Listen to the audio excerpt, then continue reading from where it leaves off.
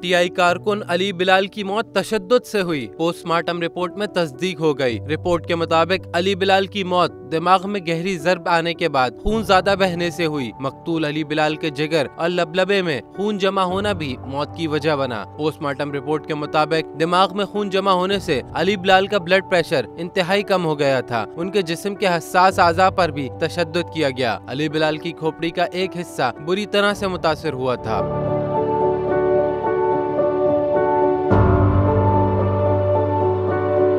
शहीद होने वाले तहरीक इंसाफ के कारकुन अली बिलाल की नमाज जनाजा बाबा ग्राउंड में अदा की गई, जिसमें फर्रुख हबीब, एजाज चौधरी, हम्माद अजहर, आजम सवाती, शफकत महमूद, मियां महमूद उर रशीद, मियां असलम इकबाल, उमर सरफराज चीमा समेत दीगर रहनुमाओं ने शिरकत की।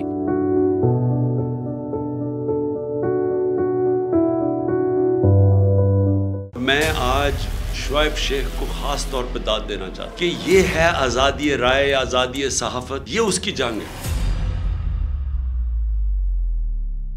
हर किस्म के दबाव के बावजूद शुएब शेख खड़े रहे इस मुल्क की उस सहाफत के साथ जो जमहूरियत का हुस्न है। एक वो सहाफत जो किसी प्रेशर में नहीं आती, जो किसी एस्टेब्लिशमेंट से नहीं खौफजदा होती। ये जो डाकू मुसल्लत किए गए हैं, इनकी रिश्वत नहीं लेती, वो है इस मुल्क की असासा। सहाफत वो असासा बन जाता है।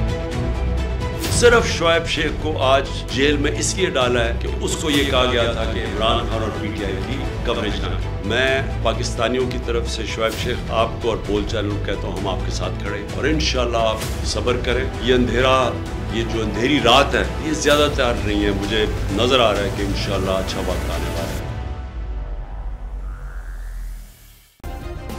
सब्सक्राइब करें और बेल दबाएं ताकि कोई खबर रह न जाए।